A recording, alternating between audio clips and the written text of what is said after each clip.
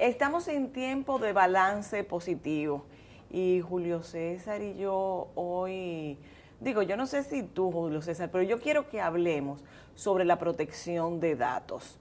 Estamos en un tiempo en que es maravilloso porque es mucho más cómodo. Las transacciones bancarias las hacemos por internet, todo es digital, cada vez más cosas son digitales. Sin embargo, veo que hay mucho temor y yo me cuento como uno de ellos. ¿Realmente es seguro proporcionar todos estos datos sobre cosas personales y sobre todo en la parte financiera? La respuesta directa en cuanto a la seguridad es que, bueno, sí, cuando se suministran, se comparten información con entidades reconocidas, la información que compartimos va a ser protegida. Digamos que hay un deber y una expectativa razonable de que esa información va a ser cuidada por todos los medios. El problema es que hablamos de la vulnerabilidad o las brechas de seguridad que puede enfrentar la empresa o la estructura de información a la que nosotros le estamos compartiendo los datos. Pero hay otro ángulo, que es un ángulo muy importante que deben de conocer también los usuarios, es si lo que estoy compartiendo voluntariamente va a ser a su vez compartido con otras empresas o otras personas o para otros propósitos que yo no he advertido de manera adecuada y que no me lo han revelado de manera clara. Bueno, es que sí, cuando por ejemplo es una entidad bancaria o de intermediación financiera de cualquier tipo, puede ser muy confiable y necesitan esa información. Ahora vemos la clonación de tarjeta, la sustracción de esa información. ¿Cuáles son los medios? ¿Qué podemos hacer nosotros como usuarios para minimizar el riesgo de la vulnerabilidad en esos datos? Hay algunas medidas que debemos hacer de manera individual y hay otras que debemos de hacer como sociedad, ¿no? Hay cosas que mejorar en cuanto a la regulación de este tema, en cuanto a los términos y condiciones mínimas de contratación que se deben hacer. Y como traes el caso de los servicios financieros, diría que, bueno, no escapan a las brechas de seguridad y evidentemente que sobre todo cuando se comentan casos como lo que han ocurrido tanto en el país como fuera, no debemos ignorar que estamos expuestos a brechas de información sensible desde el punto de vista financiero, pero los prestadores de servicios financieros generalmente tienen una buena adecuada en términos no relativos, una adecuada protección de la información que se recibe, porque esa información se traduce inmediatamente en recursos económicos, o sea, es inmediatamente monetizable, es información que sirve para hacer transacción, movimiento de recursos líquidos, y entonces evidentemente que hay un componente importante de protección y de seguridad. Desde el punto de vista individual, los usuarios, bueno, debemos de manejar algunos aspectos claves de cómo administrar nuestras cuentas. Se recomienda siempre cambiarlas con cierta frecuencia, cada 2 o 3 meses. Cambiar las cuentas. Las claves de seguridad. Claves, okay. Las claves de seguridad y las claves de acceso, cambiarla con cierta frecuencia. Rango de 2 o 3 meses, utilizar elementos no obvios que reflejen la identidad de las personas, o sea, no datos bioestadísticos, la fecha de cumpleaños, el nombre completo, el 1, 2, 3, 4, 5, 6, y recurrir a elementos, a componentes de claves de seguridad, por ejemplo, utilizando arrobas. Algunos recursos también se recomienda sustituir la letra E por el número 3, etcétera, etcétera. O sea, rejugar con letras y palabras, con letras y números que y símbolos. símbolos que puedan ayudar a memorizar, a preservar, porque tampoco en términos prácticos no nos vamos a volver locos con claves que después no podemos utilizar. Cambiarla con cierta frecuencia. Sí, pero es que, Julio, hoy día para todo hay una clave. Totalmente. Y hay que cambiar la clave, es una recomendación, cambiarla periódicamente. Entonces, es un ejercicio de memoria fuerte realmente. No es fácil en términos prácticos, así es.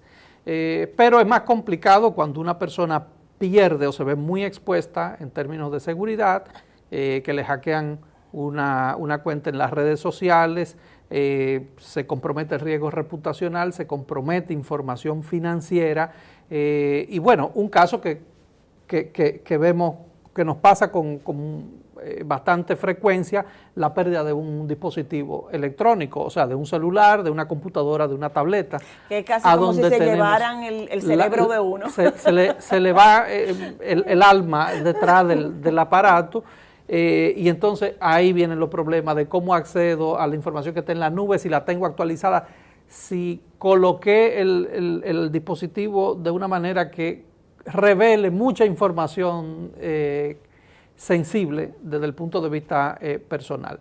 Entonces, bueno, desde la perspectiva individual podemos hacer eso. Ahora, hay un aspecto que como sociedad también debemos de trabajar, y es el resguardo de la protección de la información que nosotros compartimos voluntariamente y que en algún momento se vuelve un elemento transaccional. Nosotros todos usamos algún servicio digital, en la mayoría de ellos no se paga, muchos de ellos no se paga, Facebook, Twitter, Instagram, WhatsApp.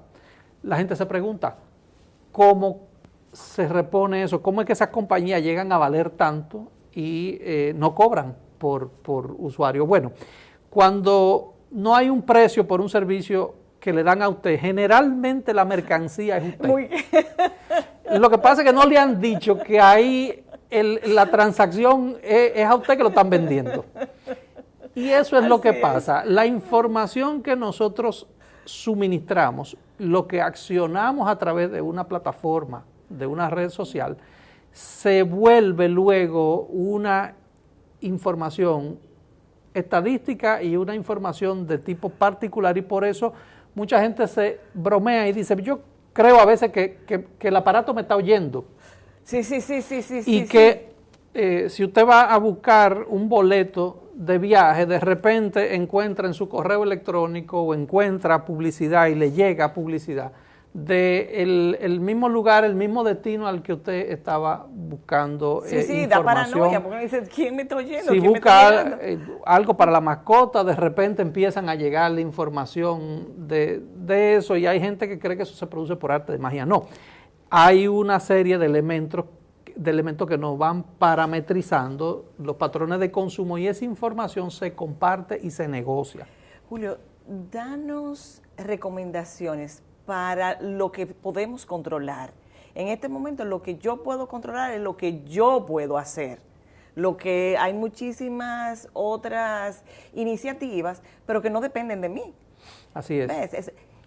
Esquemáticamente, numéricamente, dime, recomendaciones una a una. Bueno, proteger la información desde el punto de vista de la confidencialidad, del secreto, con lo que hablamos, el cambio frecuente no frecuente, periódico, para no utilizar la frecuencia, y una combinación adecuada de elementos de la clave que preserven la información, porque también está el peligro de la suplantación de identidad, y ese es un tipo de fraude que está empezando a dar muchos dolores de cabeza. De repente una persona se entera de que hay una vida paralela que le ha tomado préstamo, ha abierto cuentas y ha realizado una serie de transacciones y contactado personas relacionados. Ese es un aspecto. Hay otro que tiene que ver con leer bien adecuadamente los términos y condiciones de las informaciones, las solicitudes de acceso y de permiso. Usted debe de conocerlas, esas ventanas que se le abren para aceptar los cookies. Debe de tener conciencia de qué usted está aceptando, qué es lo que se está compartiendo, y en la medida en que se vayan elevando los estándares de los contratos con las empresas con las cuales compartimos información de manera voluntaria o de manera involuntaria, entonces podemos ir reteniendo más en el lindero del dominio personal o privado información para no vernos expuestos y convertirnos en una estadística más de los elementos de consumo, que no es poca cosa. Estamos hablando de que el mercado de datos en el mundo ronda entre unos 700 y 800 billones de dólares, y que son empresas que están rondando los 70 o los 80 billones de dólares de rentabilidad anual.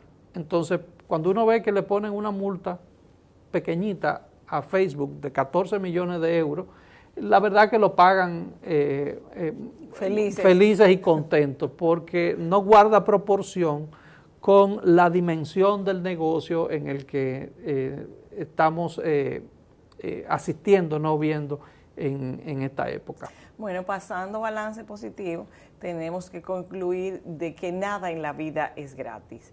Todo tiene su precio. La buena noticia es que nosotros somos los responsables de nuestra propia seguridad, así en gran medida. Y que como consumidores podemos tener control de la información que estamos compartiendo. Entonces, a cuidar, pues, esa información que compartimos tan rápida y tan libremente para después no lamentarnos.